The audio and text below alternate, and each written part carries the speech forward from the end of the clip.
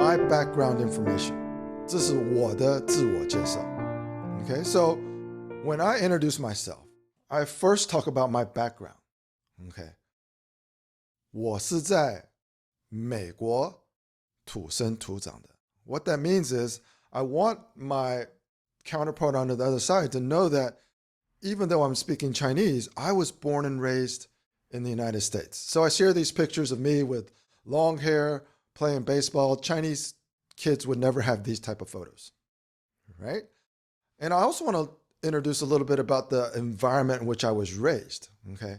我成长的环境没有其他的华人，没有其他的中国人.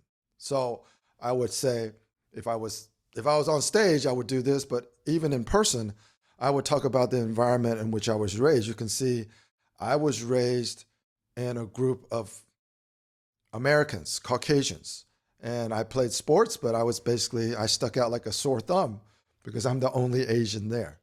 So this is really, and here's another photo of me playing football. So you can see that I was the only Chinese kid there, right? So I could make a joke here that 如果我那时候想交女朋友，都是金头发，蓝眼睛, right? So that's I can make a joke of this because you can see all the cheerleaders have blonde hair and blue eyes, and they don't look like me, all right? And then the key when you start to develop your Guanxi with Chinese people is to get as personal as possible. They want to know personal information. Yeah. So you obviously share personal information that you feel comfortable with, but don't be offended if you are asked very personal questions, right? Right? So I talk about my marriage. I was married in the United States. You can see that's the DeKalb County Courthouse.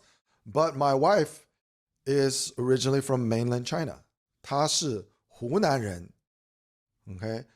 When I say 湖南人, I might add 毛主席的老家, right? You always want to try to find those connections. So if I say my wife is from Hunan, I would either say 香妹子, which is a colloquial slang for the women there being kind of very hot and spicy.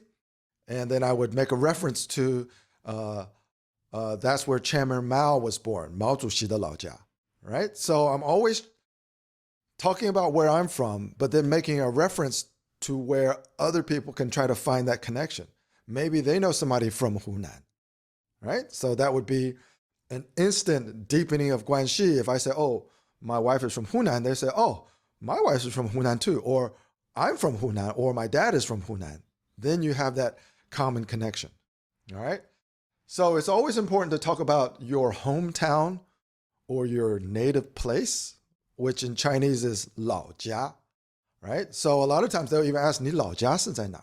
They might not ask you that because you're obviously not from China, but to other Chinese people, they would say, 你老家在哪?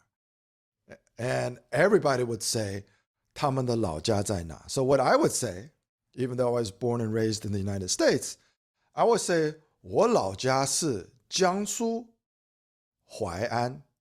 Okay? And then I have to make another common reference. 这是周恩来的老家. Right? Now, you're not going to obviously have ancestral connections in China, but you get my meaning. Right? Right? So yeah, same hometown as Zhou Enlai. But the thing is, and I think I said it, it's in a YouTube short that I'm going to be making very soon, is the reason that you get so personal in these 自我介绍 personal introductions is you want to find those common connections. Okay. Every person you meet in China probably knows somebody who has immigrated to Canada, probably knows someone or probably have themselves visited Germany or visited Italy, or has a son, daughter, or nephew that is studying abroad in the United States or in the UK. So when you say you're from someplace in the UK and you went to some university there or something like that, there might be a chance that they have a daughter, if it's an older gentleman or an older woman that they have a daughter or son who wants to go to school there or who is going to school there. And that is your common connection. The key about communicating these Guanxi exercises, instead of just learning how to speak Chinese, the whole point of the Guanxi exercises is to assert as many opportunities as possible to find a common connection. And that's why you talk about where your parents are from, you talk about where you're originally from, some of your ancestors. You can talk about all of that, because chances are the more you talk about, the more you'll be able to find some common connection. All right. So in the context of what we're doing today, I talk about my marriage to someone who is from mainland China, from Hunan, but actually from, I would always add this, from a fourth or fifth tier province in Hunan, smaller place, very conservative.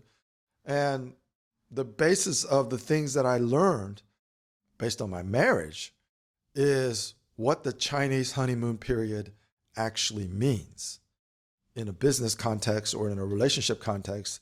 And what I want to tell everybody is, on the surface, things always look glamorous in China. But what's beneath the surface is where people start to struggle. So as your relationship deepens, problems start to occur because the Chinese honeymoon is proverbially over. And I say, 但是没你想的那么容易. It looks great in these pictures and these photos, but maintaining that relationship and Guanxi is not as easy as it seems. So I coined the phrase, knowing how to speak Chinese doesn't mean you know what to say in Chinese. And that is the book that is the basis of all of these meetings. So